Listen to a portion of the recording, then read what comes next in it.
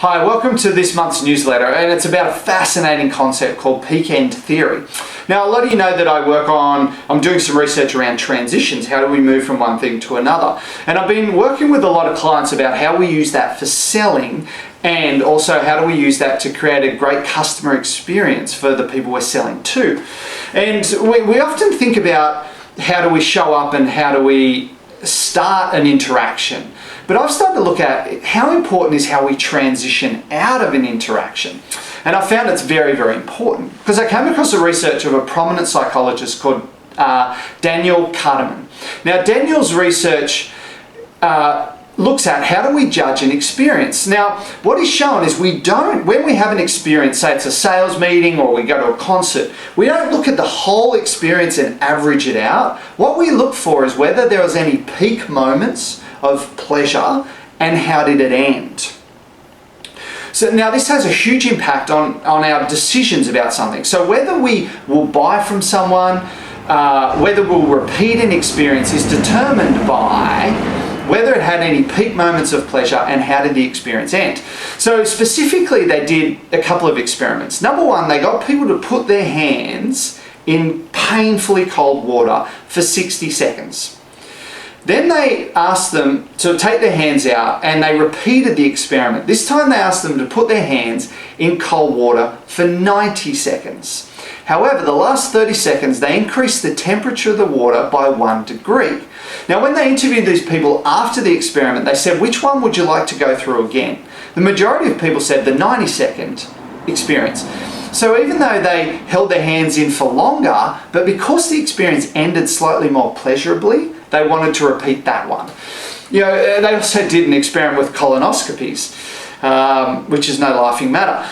So what they found is people, when they were having a colonoscopy, they interviewed them afterwards as to whether you'd come back the next year to get another checkup. And what they found is it wasn't how long the colonoscopy lasted, it was whether there was peak moments of pain and how did it end. So people that colonoscopy lasted 30 minutes said, yeah, I'll come back next year, because there were no peak moments of pain and it ended pleasurably. Was pleasurably as a colonoscopy can. But there were some people that their colonoscopy only lasted 5 minutes, but they said, no, not coming back, because they had these peak moments of pain and the way it ended was more painful. So this theory applies to so many things. Rock concerts get this. The way they structure a rock concert is they have these high energy songs, maybe 1 or 2 or 3, and then they do a lower energy song to bring the audience back down. Then they have another peak. So the energy of the rock concert looks like that. So people remember the peaks, and always they leave the big song to last. So people walk out going, wow. You know, movies get this. They leave the twist to the end. The Sixth Sense was one of the most successful movies in history because it had that big twist. TV shows get this as well. They leave the twist to the end to make sure you come back next week to follow up. But business don't get this. You know, I spend a lot of time in hotels, and I went into a hotel the other day. They greet me at the door, bring my bags in, take them up to the room. They are beautiful at the counter.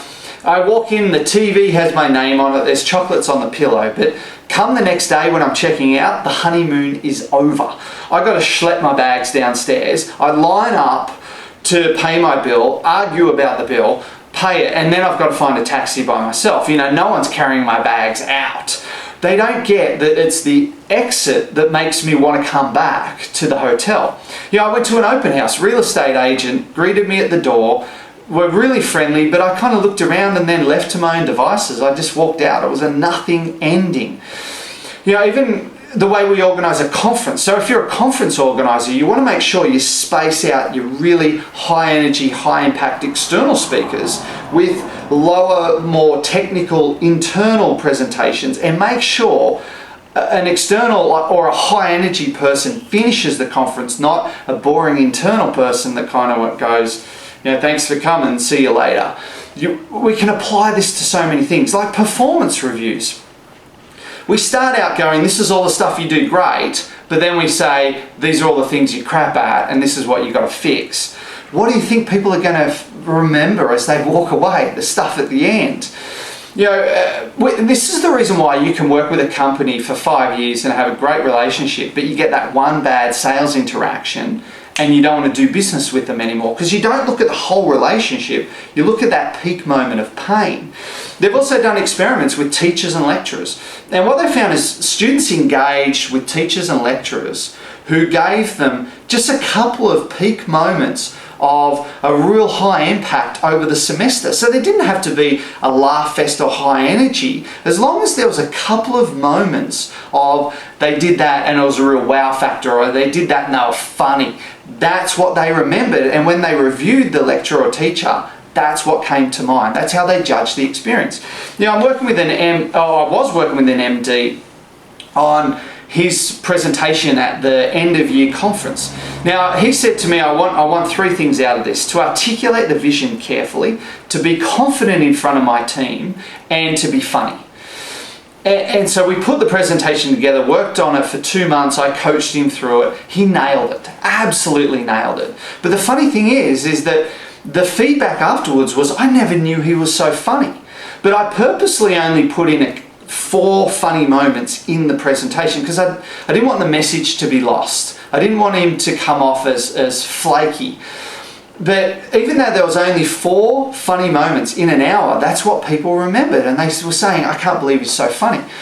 A university study looked at how we judge our job. So job satisfaction. We all know that job satisfaction is tightly related to our desire to stay in the job. So if we're satisfied, we're going to stay in the job. But what we've got to look at is what drives job satisfaction. And when the research was done by this university, what they showed is the same thing.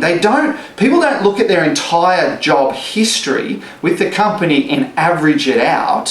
What they look for is, did my manager, or did I have peak moments of pleasure where my job was great? And did I have really bad moments where someone was a jerk to me? And it was also, and recently what had happened. So the peak-end theory related to job satisfaction, and we're all struggling to keep our staff engaged. But when the staff look at their work history with that organisation, they look for the peak moments of pleasure or peak moments of pain. So what I want you to think about is, how does this theory relate to the experience you give your team, to the experience you give your customers, to your kids?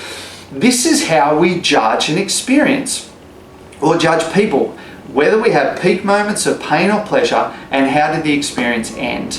Start to really think about this. So I want to make sure that when you are operating, make sure you peak well and end well. Thanks very much.